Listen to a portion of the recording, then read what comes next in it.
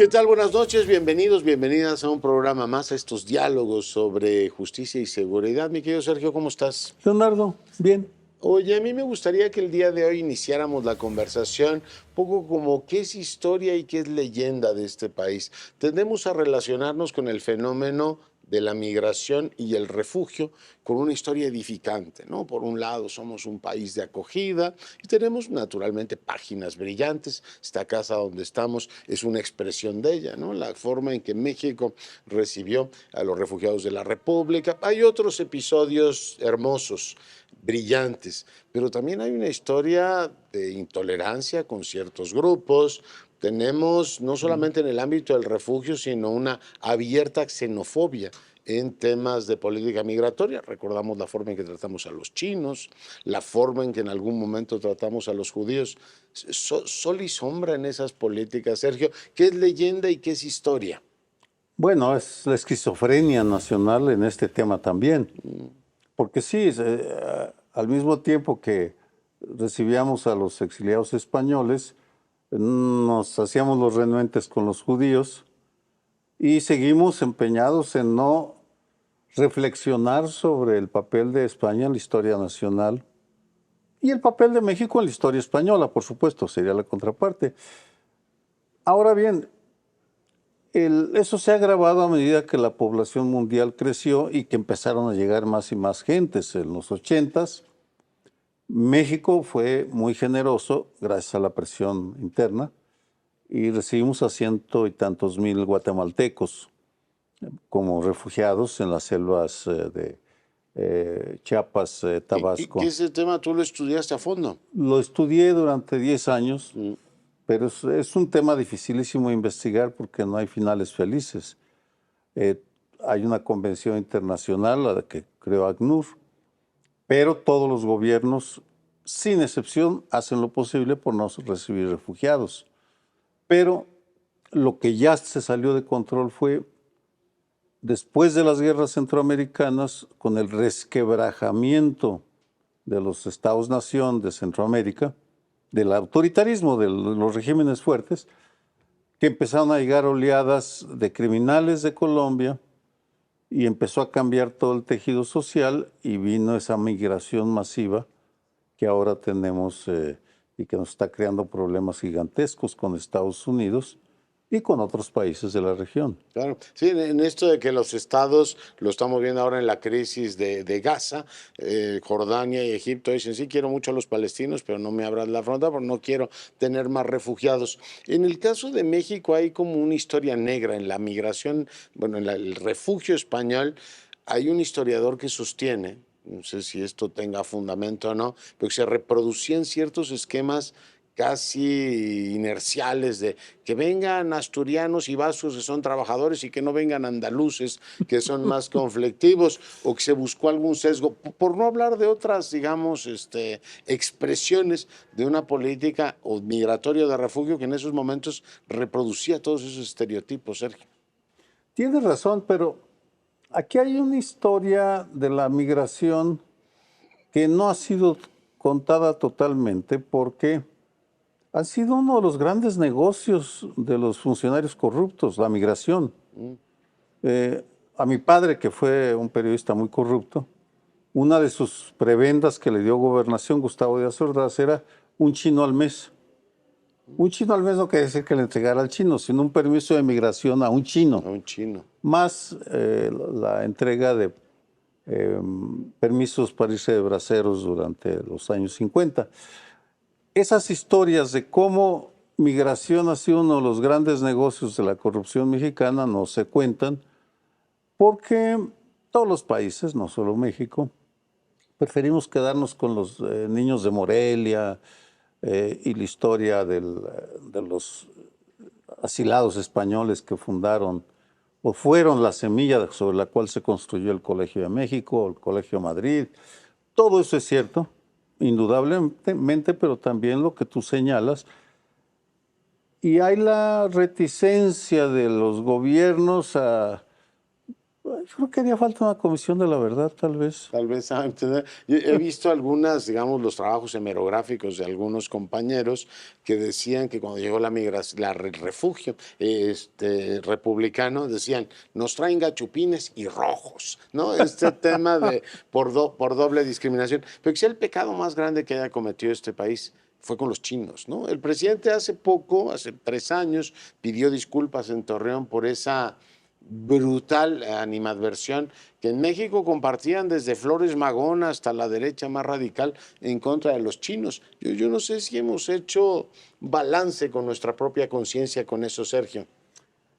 Sí, esa parte es un baldón sobre la historia nacional y forma parte de una creencia muy arraigada en el México posrevolucionario y prerevolucionario, porque empezó antes con Porfirio Díaz, de que había razas inferiores.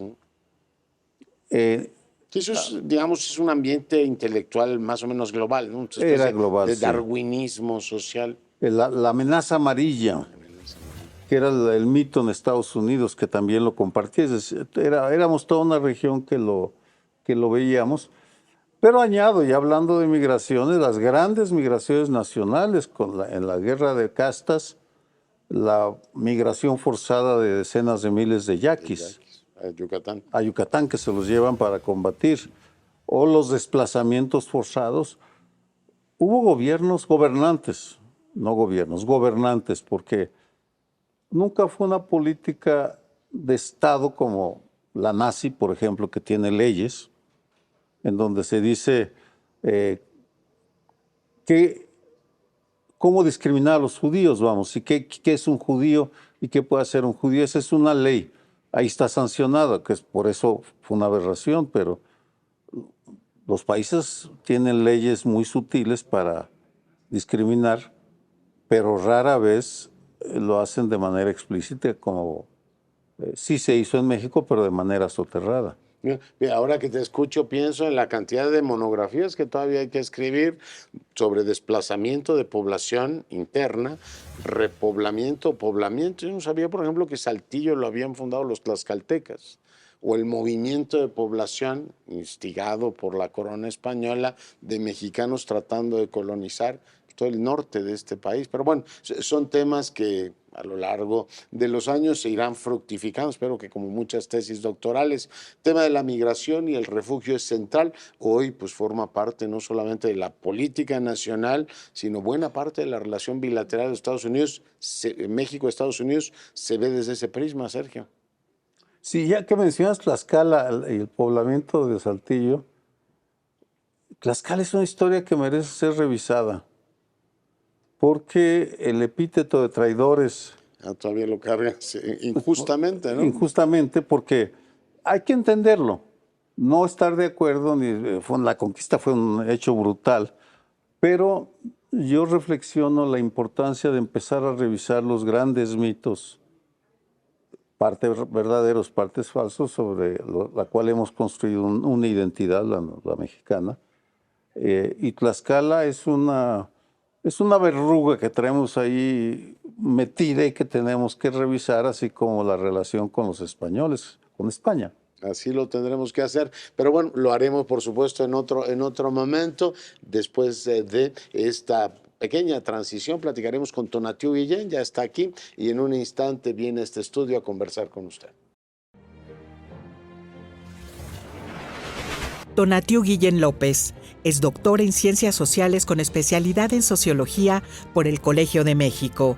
Ha sido presidente en 2 periodos del Colegio de la Frontera Norte. Se desempeñó como comisionado del Instituto Nacional de Migración, profesor del Centro de Investigación en Ciencias de Información Geoespacial. Ha impartido clases en la Universidad Autónoma de Coahuila y en la Universidad Autónoma de Chiapas. Es miembro del Sistema Nacional de Investigadores y de la Academia Mexicana de Ciencias. Autor y coordinador de 15 libros y más de 60 capítulos de textos y artículos en revistas académicas. Sus líneas de investigación son la migración internacional, la política regional y los gobiernos locales, entre otras.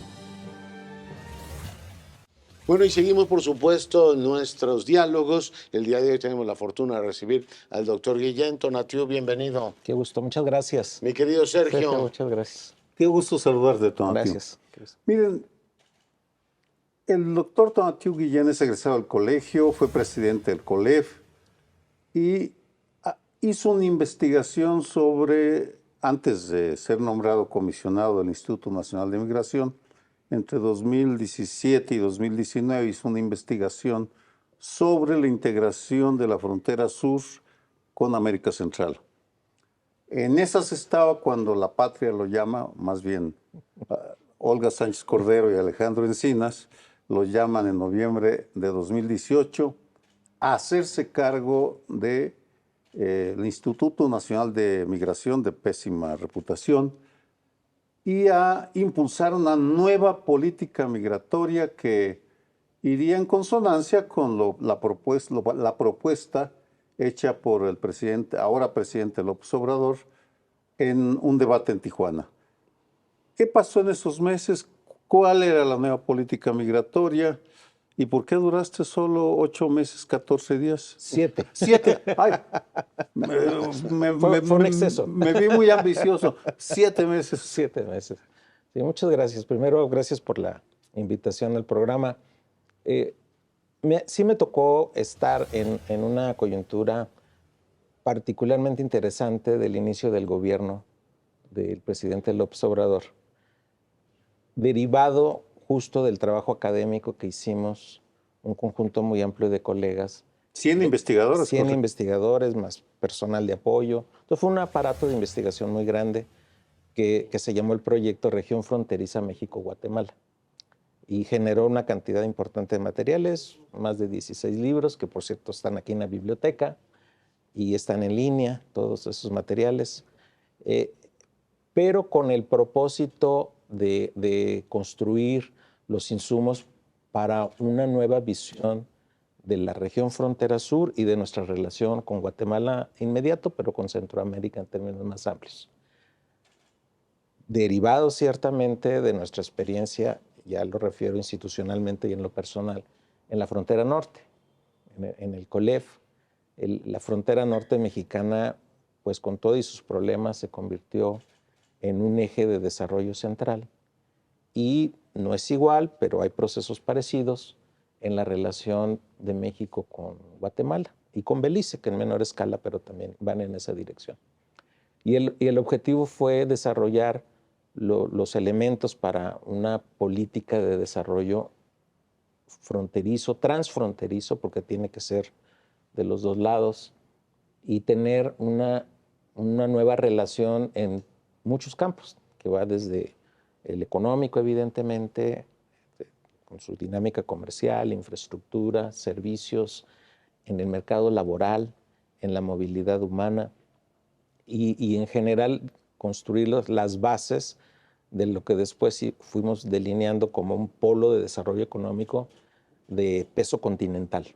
Es un nuevo eje del desarrollo que impactara al sur de México y evidentemente también a Centroamérica. Ese era como el gran propósito. Esos insumos están, de ahí nacieron diálogos con el gobierno, con el gabinete y con el equipo de transición antes de diciembre del 18. Y sobre esa base establecimos una primera comunicación muy positiva con la quien fue después secretaria, la entonces senadora Olga Sánchez Cordero, con Alejandro Encinas y con Marcelo Ebrard, que ya estaba en la víspera de ser nombrado secretario de Relaciones Exteriores. Y se definió una primera relación de colaboración que fue muy constructiva, que después derivó pues, en algo que fue extraordinario. La primera decisión del presidente el 1 de diciembre fue el proyecto de desarrollo integral del sur de México y norte de Centroamérica, invitando a CEPAL a que lo instrumentara de manera más detallada. Que hizo el plan, ¿no? Era Se hizo el plan. Alicia Bárcena estaba justo en esa responsabilidad. Y en esencia lo que quiero decir es que impactamos de manera muy positiva en la construcción de un escenario alternativo para el sur de México. y en esa ruta me invitan al instituto en el contexto de que el instituto es una instancia que puede efectivamente conducir una nueva relación con base en las movilidades internacionales y nacionales, una nueva relación con Centroamérica y de hecho con Estados Unidos. Entonces ese eje fue el que apuntaló la invitación, que estaba claro en dónde se inscribían mis intereses, o sea, en esta visión más amplia, intereses que comparto con muchos colegas que trabajamos en el proyecto o los que trabajan en Frontera Sur ahora en México de manera muy, muy dedicada, que reconocemos la importancia de reconstruir el escenario. Y dicho rápido, el proyecto implicaba, para ya puesto en el instituto, una nueva relación de la movilidad humana en el sur de México, y empezamos a hablar de una nueva política migratoria que rectificara la simpleza y la dureza de las políticas previas que son de contención y expulsión.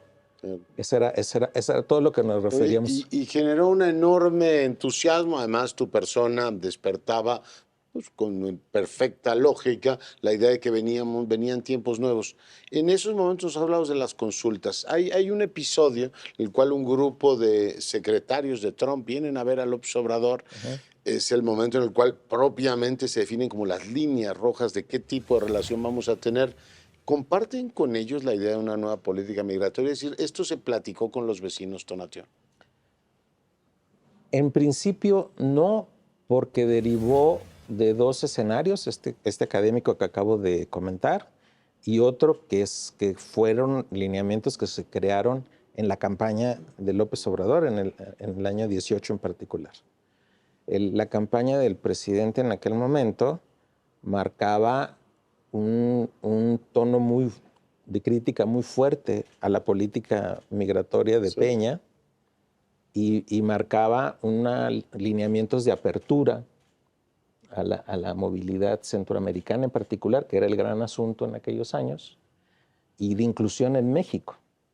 Entonces, esos son los ejes de donde Porque de nace. aquella reunión derivan, tú me corriges, Sergio tiene una memoria de elefante, también seguramente lo recordará, pero sale una declaración conjunta diciendo que Estados Unidos va a invertir 6.500 millones de dólares en América Central, haciéndose eco de la propuesta que México plantaba en ese frente. Sí. Pero el conjunto de la política la vio Pompeo, la vio todo ese grupo que vino a ver a López Obrador en su momento.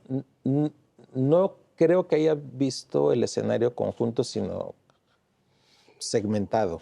Es decir, hay que cooperar en Centroamérica. Sí. Pero fue muy genérico. Oye, le dijeron que sí, pero después nunca hubo dinero, ¿no? Es lo que iba a decir. Es muy genérico el planteamiento. De hecho, las negociaciones con el gobierno de Trump las empezó Marcelo Ebrard antes de la toma de posesión. Sí. Y se hicieron acuerdos. Este encuentro es antes, ¿no? Vienen a verlo todavía, es presidente electo. Sí, y eso genera pues otros acuerdos que tenían sobre todo que ver con el rol de México en la estrategia de Estados Unidos de contener y de frenar migración y refugio. Ahí se acuerda en estos diálogos, y eso ya no es secreto porque después se trató de vender de otra manera, pero se acuerda el programa que para Trump en ese momento era la pieza central para frenar a la migración y refugio, que era lo que se conoció después el Quédate en México, que se llamaba Protocolos de Protección de Migrantes, y que implicaba que la gente que llegaba a solicitar asilo a Estados Unidos se regresaba de inmediato a México a esperar. Y ahí después a ver cómo le iba. Tercer país seguro. Sí, ese tipo de acuerdos son los que dominaban en esta interacción. Sí se habló de inversiones en Centroamérica. De hecho, si uno sigue las declaraciones de Marcelo Ebrard en esos periodos, en esas semanas, pues aparece el acuerdo Quédate en México y aparecen declaraciones que se iba a invertir no 6,000, sino como 10,000 millones por año. Total, eran una cantidades enormes de inversión que se suponía iban a llegar. y finalmente solo nos quedamos con el quédate en México y sin ninguna inversión. Pero esto es importante subrayar porque en la relación desde Estados Unidos siempre predominó la contención, siempre. Siempre. No la inversión, ni el desarrollo, ni los derechos. La franca contención y el rol de México en esa contención. Y esto pues, estaba en tensión con otras iniciativas de protección de derechos, de inclusión, de estancias regulares en México, como a través de la tarjeta de visitante por razones humanitarias, que empezamos a implementar sobre todo en enero del 19, y generó progresivas tensiones que pues, se tradujeron en dos visiones al interior del gobierno de México. Una visión que se alineaba con los acuerdos con Estados Unidos y otra visión que no derivaba necesariamente de estos acuerdos, sino de estos otros dos ejes que comento, el electoral y el racional académico. Mira. Sí. que genera otra ruta de trato. La historia es bastante conocida. Ganó Ebrard, para ponerlo, ganó Estados Unidos con un buen apretón de brazo el 7 de junio, que Trump culmina una campaña de presiones y chantajea a México. O envías 28,000 guardias nacionales, en palabras de Trump, o te subimos 25% las tarifas. Y según Trump, no sé si Marcelo Ebrard o el presidente hayan aclarado, en 5 minutos le entregamos gratis, México le entregó a Estados Unidos gratis, porque eso lo subrayó Trump, buen empresario, que no le iba a costar. Evidentemente tú habías perdido, no tú, la propuesta, el proyecto migratorio tuyo, de Encinas y de Olga Sánchez Cordero, y tú renuncias. ¿Por qué no nos explicas eso para pasar luego a lo que viene después, que es los últimos 4 años y medio? Lo cierro muy rápido. El proyecto efectivamente pierde en los acuerdos de junio, pierde en definitiva, porque siempre estuvo en tensión, pero pierde en definitiva con los acuerdos de junio del 19, que se militariza la política migratoria mexicana. 2 semanas antes se había aprobado la ley, o 10 días antes se había aprobado la ley de la Guardia Nacional, que le dio atribuciones de control migratorio a la Guardia, que equivale a dárselas al Ejército después, por lo que evoluciona la propia Guardia, lo que nunca había pasado en México. O sea, militarizamos el control migratorio y se militariza el propio Instituto Nacional de Migración. Entonces, cuando se aprueba lo de la ley, aparecen los acuerdos el 7 de junio, pues en definitiva ya no había nada más que hacer del otro proyecto. Ya la tarea era la contención y la detención y la expulsión. Esa era la misión.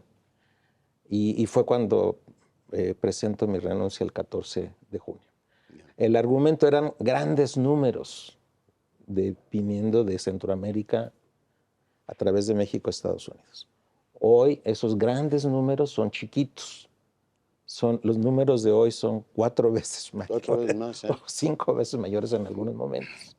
Entonces, lo subrayo porque al final esas estrategias no tienen que ver con los verdaderos factores de expulsión de las personas. Que igual salen, igual tienen necesidad de moverse. Oye, para, digamos, precisión, si nos puedes dar más elementos de contexto y ya irnos al presente y a lo que viene. En aquel momento hay un debate, después nos enteramos porque se pelearon, la embajadora Bárcena y el canciller, se dio un debate sobre qué modelo de tercer país seguro debíamos ser. Después supimos que Marta Bárcena decía que teníamos que seguir el modelo turco, es decir, recibir una compensación por hacer esa función, y Marcelo Ebrard dijo, nosotros no queremos ni tener tratado, ni tener compensación, porque así podemos en todo momento, una especie de unión libre con los Estados Unidos, romper en el momento.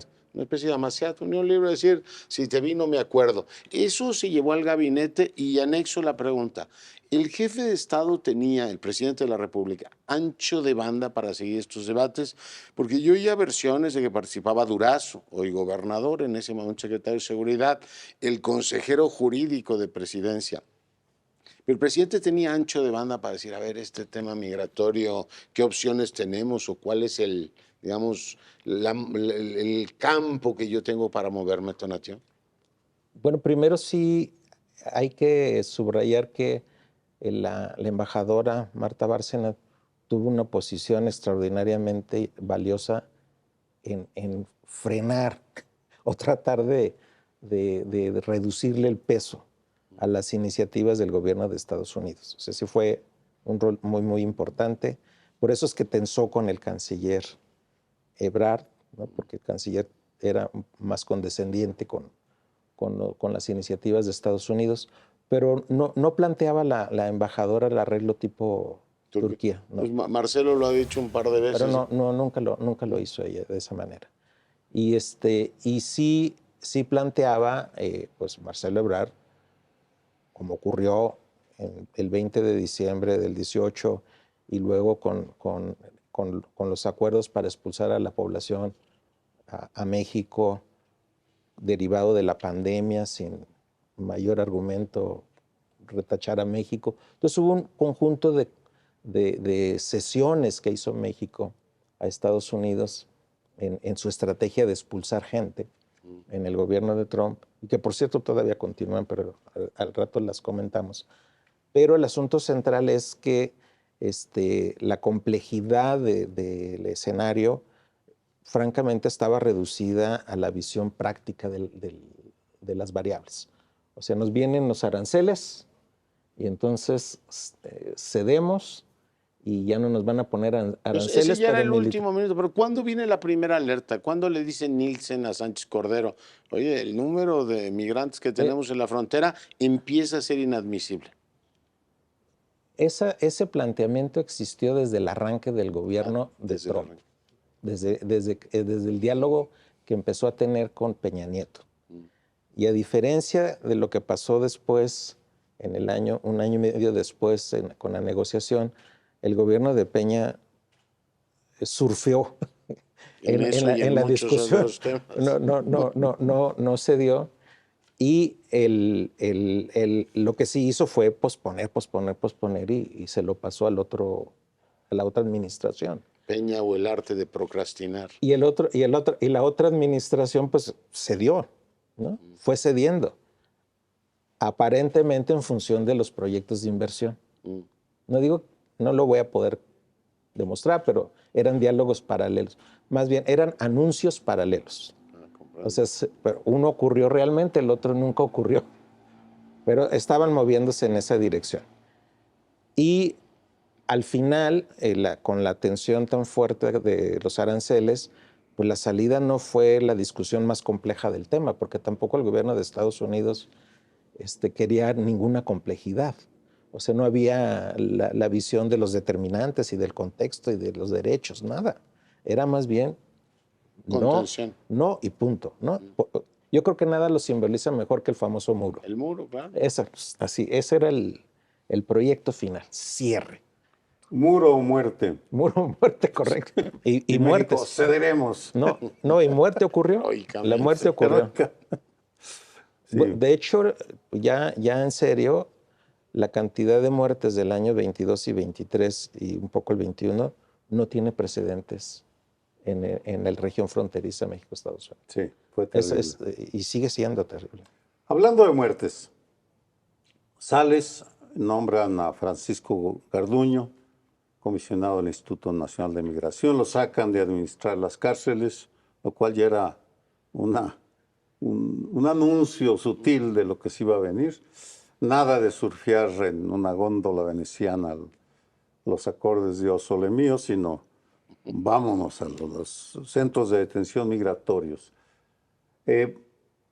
Viene luego el incendio de Ciudad Juárez que encapsula, pero ¿por qué no le haces al auditorio una síntesis con opinión de cómo cambia la política migratoria en estos años para contextualizarlo y luego que nos orientes sobre qué va a venir ahora en el 24 después, o vamos, lo que está pasando, sellar la frontera, en fin.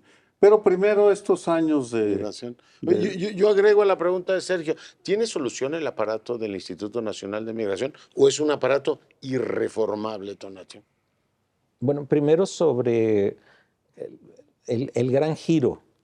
Se puede simplificar la respuesta en alineamiento con Estados Unidos y severidad. Entonces, los contenidos de la política migratoria también se simplifican como el muro. O sea, hay que cerrar, contener, expulsar. Y la severidad se ejemplifica pues, con meter a una instancia de fuerza, que es el ejército, en el control. Ahora, el ejército no, pues está preparado para otra cosa. El ejército es la disciplina y ver enemigos. ¿No? Si el objetivo es detener, pues lo van a hacer. Entonces ese trato, independientemente si son refugiados, si son mujeres, si son niños, si tienen un contexto de expulsión gravísimo como ahora está ocurriendo, no es un asunto. Yo tengo que contener. Entonces cambia todo esto y vuelto al origen de construir una nueva política migratoria que derivaba de la crítica de la simplificada política migratoria de contención y expulsión, pues ahora la tenemos pero multiplicada por 10. ¿No? Yeah. Es ineficiente, después lo vemos, pero conceptualmente es eso. Cuando ya la militarización es... y además se mete el tema de migración en los famosos gabinetes estatales de seguridad, junto con crimen, con delitos y cuántos migrantes detienes, ya estamos en otro piso. Ya estamos en otro piso del entendimiento de lo que es la movilidad humana y su condición actual. Y el escenario del instituto tiene un rol estratégico el instituto.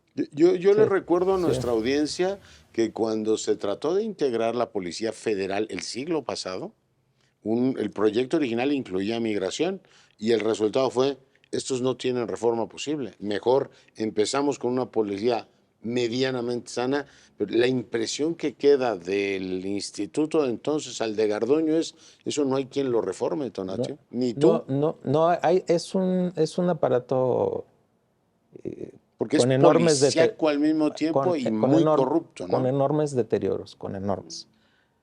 Ahora, sí requeriríamos una refundación importante y un rediseño importante que era parte también de la nueva política migratoria. O sea, no sé si ustedes recuerden, pero en las primeras semanas y todavía meses, hablar del instituto desde el gobierno y desde el gabinete, la palabra corrupción no estaba ajena. Pues era una palabra que se usaba para entender la dificultad del cambio. ¿Tú detectaste la corrupción durante tus 7 meses, 14 días? Sí, y hay de dos tipos. Una muy abierta y franca de extorsiones, que ese es otro asunto que también es muy problemático su seguimiento. Y otra que yo le llamaba las rutas formales del tráfico, ¿no? Porque hay huecos legislativos, hay huecos normativos que permiten discrecionalidades que favorecen ingresos irregulares a México y nominalmente son correctos desde el punto de vista de norma.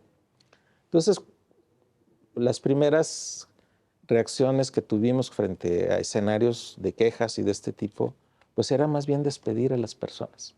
Despedirlas. Sí, porque hacer el seguimiento, te puedes quedar meses en un proceso, sí intentamos varios, pero te puedes quedar y paralizas todo. Entonces hubo una estrategia de ver dónde tenemos los problemas más cotidianos y frecuentes o señalamientos, pues en tales áreas, revisamos y sí efectivamente había síntomas muy claros. Por ejemplo, en los aeropuertos, 2, 3 agentes que se especializaban en detener colombianos o ecuatorianos, pero especializados. No es posible. No es posible. Entonces, bueno, No puedes entrar al detalle de pruebas y que extorsionaron. Claro. Entonces, procedes al despido. Y hubo varios, bueno, muchos, más de 400 casos en ese tono. Y hubo varios después, ya me enteré, que regresaron al instituto. Entonces, Hay mucha rotación, sí. sí, entonces ya esas cosas son más complicadas de verificar. Pero, insisto, es una institución que por sus funciones puede tener un rol de Idealmente, posicionamiento ¿de sobre quién el tiene que desarrollo. depender? ¿De Gobernación o la Secretaría de Seguridad? No, de gobernación. Gobernación. De gobernación, e incluso con un rango de autonomía mayor, pero con controles muy claros desde el punto de vista de Pero funciones entonces, ciudadanas. ¿por qué el presidente dice de la migración se va a encargar Marcelo? Cuando recordarán que los acuerdos del gobierno mexicano caminaron por dos rutas paralelas. Y conforme las presiones de Trump subieron y conforme Marcelo Ebrard negociaba cada vez intensamente con el gobierno de Estados Unidos migración, pues hubo un punto en donde ya el presidente dijo, ya lo de migración lo ve Marcelo, y generó una tensión al interior del gabinete y un inicio de supervisión. Tenía 4 subsecretarios que le reportaban, ¿no? Digo, aparte de migración, uno de desarrollo social, de trabajo. Pues se supone que el paquete era integral, ¿no? Atender las causas, decían. No, ya después se formalizó hubo un acuerdo del presidente para crear una especie de comisión que presidía relaciones exteriores para atender la cuestión de migración. Atender las causas se ha convertido en el lema de la, digamos, política migratoria mexicana y nuestra proyección externa. ¿Se han atendido las causas? ¿Es suficiente lo que se ha hecho? Entiendo que exportamos Sembrando Vida, entiendo que la última reunión que tuvieron en Palenque se insistió en ese tema. ¿Ha funcionado esa parte? ¿Qué nos cuentas? La respuesta rápida es no. No ha funcionado. No ha funcionado nada. Pero el punto es que no quiere decir que Sembrando Vida no tenga alguna utilidad. O jóvenes construyendo o los jóvenes no tengan utilidad. El asunto es que no está conectado con los determinantes de las movilidades. Voy al extremo, pero la reunión última de Palenque con los principales países expulsores de la región latinoamericana, nunca se tocó la emergencia humanitaria que estaba a 100 kilómetros de distancia y que es sobre todo de refugiados. Nunca la vieron. Se habló más de la relación de Estados Unidos con Cuba o de Estados Unidos con Venezuela o otras agendas ambientales de Petro, pero la emergencia, la situación concreta de la población que estaba ahí no fue tema. Como tampoco es tema la migración mexicana y la nueva migración mexicana. No hace mucho, 3, 4 semanas, la secretaria de Gobernación dijo que la migración mexicana había disminuido. Sí, tal cosa. Entonces, cuando ya estamos en un escenario de negación de la realidad. También los desaparecidos no son tantos. O sea, sí estamos en una fase de negación de la evidencia. Entonces, cuando estás en ese escenario, pues ya no hay discusión. Si dijéramos, no nos volvimos a reactivar en la migración y sobre todo en la población que busca refugio, pues gran fracaso de Sembrando Vida y de Jóvenes Construyendo el Futuro, porque los anunciaron como las herramientas para frenar eso. Claro. Entonces no lo pueden aceptar. Hablando de negaciones, ¿alguna vez les interesó el crimen organizado? Porque hay quien, voces bien enteradas, me comentan que Tapachula es el centro de control, de manejo del trasiego de migrantes de todo el mundo y que no les preocupa para nada, pero tal vez estoy equivocado. Mi impresión es que lo mencionan así como un Ave María y ya, en las grandes reuniones internacionales, pero no hay una estructura, no hay una preocupación. Y añado información. Leyendo algunos Guacamaya Leaks o documentos, el ejército en sus documentos dice el comandante de la Guardia Nacional extorsiona a migrantes en tal ciudad, sin que al parecer haya Sin reacciones. consecuencias. ¿Es tema o también lo niegan? Es un tema, no es acción, no es iniciativa. ¿Cómo? En el sentido de que incluso a nivel de relaciones entre los países, cuando se reúnen el gobierno de Estados Unidos y de México y de cuanto lugar haya y hablan de migración, entre los rubros que acuerdan siempre para corregir está el tráfico de personas. No hay documento que no lo traiga. Por eso digo, es un gran tema. Ahora, iniciativas concretas, No hay. eficaces, no hay. Y Tapachula, pues es como Roma. Todos los caminos del mundo llegan a Tapachula. Entonces, no es por casualidad que tengamos pues decenas de nacionalidades arribando a Tapachula. No es casualidad. Digo, no es un gran sitio turístico. ¿no? Ciento y pico. Pero llegan todas las nacionalidades a Tapachula. Entonces es un gran centro de distribución. Esa es la verdad. Oye, Y de hace tiempo. Déjame llevar un poquito la conversación a cómo ha venido cambiando el asunto. Tuvimos la pandemia y hay una baja de los flujos migratorios o de refugiados. Más Estados Unidos expulsa a todo mundo. O sea, se rigidizan las fronteras. Pero conforme avanzan el sexenio, tenemos una lógica del gobierno de decir, aquí hay un tema económico, la gente migra porque tiene necesidades y yo voy a atender a la lógica del programa esas causas, y niega o no ve, por razones de cualquier tipo, que el fenómeno de los refugiados empieza a ser cada vez mayor.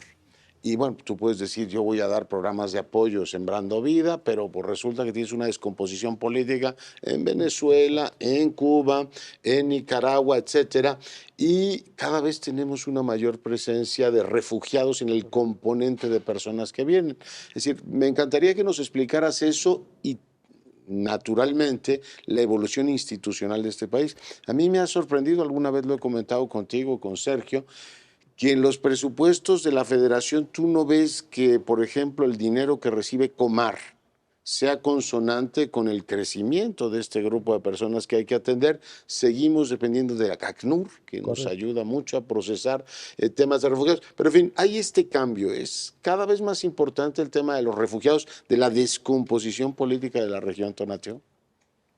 Sí, es correcto tu balance. El fenómeno estrictamente no es nuevo, el de refugiados en México, pero sí es nuevo la enorme dimensión que adquirió en los últimos 2 años y medio.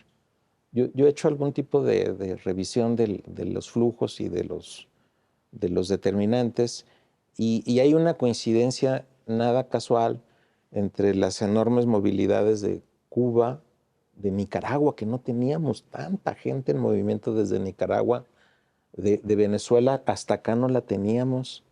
Venezolanos habían estado en América del Sur, ¿no? Sí, y en Europa del Sur. Correcto.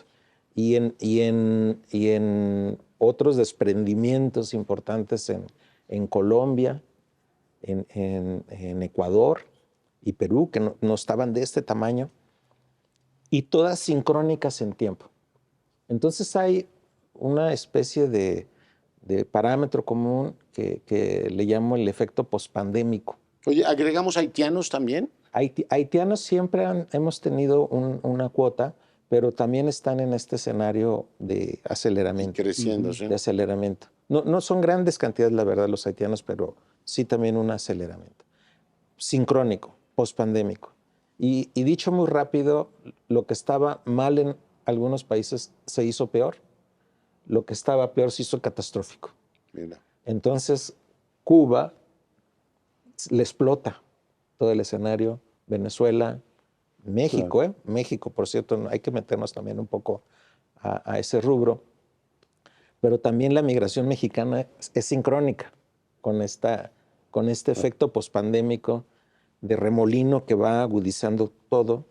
Muchos países tuvieron capacidad de reconstrucción muy rápida, otros que tienen institucionalidades, ya tenían institucionalidades muy deterioradas, pues no tuvieron ninguna oportunidad de corregir, ni de modificar, ni de perfeccionar nada, sino todo se hizo peor. y empiezan oleadas enormes.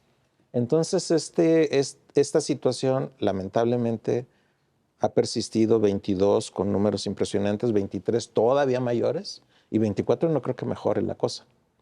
Entonces, desde el punto de vista de los factores de expulsión, tenemos todavía en expectativa dinámicas en curso, incluyendo la mexicana, y esta sincronía de personas obligadas a salir, desplazadas, constituye la cuota de refugio, ¿no? De personas titulares de derechos en función de su desplazamiento forzado y la necesidad de protección internacional. Si esto es así, los estados de origen, de tránsito y de destino están obligados a activar las normas de refugio. Y México tiene todas las convenciones firmadas posibles en materia de refugio, convenciones internacionales, tiene una constitución que protege y da la posibilidad de solicitar refugio en México, tiene una ley sobre refugio y tiene una institución, que es la Comar. Entonces, ese marco es el que debiera estar activado. Y una tradición y un prestigio que se supone que queremos conservar. Ojalá fuera así también. Pero ese es el marco que tendríamos que activar. Y por lo mismo, ante esa población, nada tiene que hacer el INM, ni la Guardia Nacional, ni la Ley de Migración. Entonces, estamos dándole la ley equivocada a la población que requiere protección. Entonces, hay situaciones muy evidentes, por ejemplo, los haitianos. No los podemos regresar a su país. Están en un escenario de vulnerabilidad extrema. Bueno, se puede hacer un acuerdo general con base en la ley de refugio de protección a la población haitiana, sin problema. Y así hacer acuerdos generales y nos evitamos las tragedias que, por cierto, están condensadas en Tapachula. Sí. Entonces estamos dando el trato equivocado a la población que requiere otro. No, tío, faltan pocos minutos, desafortunadamente fascinante. Si Leonardo me permite, ¿qué le recomendarías a la próxima presidenta en el tema de políticas migratorias? Bueno, ya en unos meses vamos a tener seguramente una presidenta, entonces, ¿cuáles serían las fórmulas? ¿Mantener a la Guardia Nacional, negociarlo con Estados Unidos o ir en peregrinación a la Basílica de Guadalupe a ver si nos todas hace juntas. el milagro? O todas juntas. Son todas juntas. Sí. No, pero la verdad es que son procesos que trascienden a cualquier país en lo individual. Entonces, hay necesidad de un acuerdo regional explícito sobre, en particular, refugio, porque es lo urgente. Y luego, iniciativas sobre migración, y luego iniciativas sobre mercados laborales y otras, pero regional, con responsabilidades y diagnósticos compartidos, pero los correctos, no los correctos. Y en el caso de México, tendríamos que salir claramente al frente de la visión de refugio y sacar a Comar de ese espacio microscópico que tiene de presupuesto y convertirla en la institución líder. No es que tenga que resolver todo, es que debe dirigir la política. ¿Qué pensarías? ¿Un alto comisionado para el...? Puede ser la misma institución, pero con un reconocimiento político. Que regrese a las minucias, pero cuando ves el tamaño del problema y ves los presupuestos que acaban de aprobar, dices, oiga, no se da cuenta. Es un aparato pequeñísimo, ¿no? Sí, suena burla darle ese presupuesto a Comar. Pero por eso digo, hay que sacarla de ahí en el sentido presupuestal y de operación y de liderazgo institucional.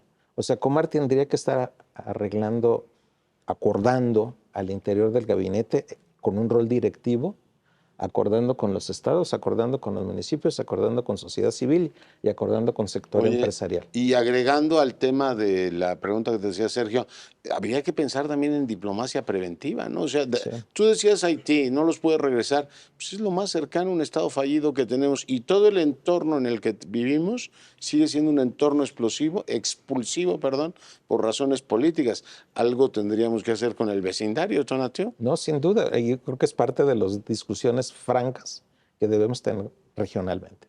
Mm. Porque si seguimos discutiendo los temas equivocados hacia soluciones, hacia problemas que requieren otras soluciones, pues son diálogos que se mueven en distintos planos. Tú conoces como nada de los dos países, además es autor de muchos libros que nos has hecho descubrir la binacionalidad que tenemos. Pero en Washington son tan obtusos como aquí en México somos para el tema migratorio, o sea, esta mirada así de contención, porque digo, aquí ya has descrito parte del mal nacional y este tema de decir, ay, hay refugiados, pero no demos dinero, ya se arreglará solo el asunto. ¿Son tan obtusos los americanos?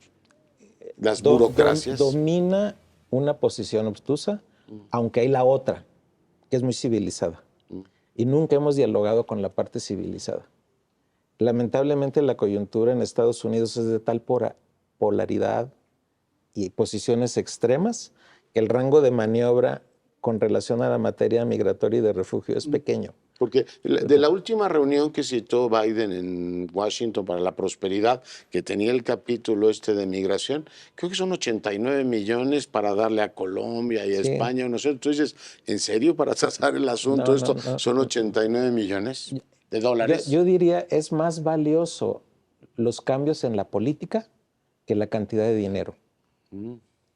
Es más valioso para las personas ahorita en México cambiar la política que dar dinero. Oye, un día lo deberíamos invitar para platicar de la reforma que amplió la nacionalidad de este país, ¿no? La reforma constitucional. Es un gran asunto. Oye, pero esa como que no se ha visto como un gran éxito de esta administración, ¿no? No lo ve. Oye, no hay ancho de banda. ¿Sabes a quién tenemos que invitar? ¿A quién? A este tipo de mesas, a un buen psicoanalista, psiquiatra más bien, que nos explique por qué el doctor los Guillén, países no eres psiquiatra. niegan la realidad, los dos países, todos los países. Sí, así es. Pues Donati, un placer tenerte con nosotros. Muchas gracias. Mi querido Sergio. Gracias. Leonardo. Y gracias a usted que nos acompañó una semana más en estos diálogos sobre justicia y seguridad. Nos vemos aquí la semana próxima.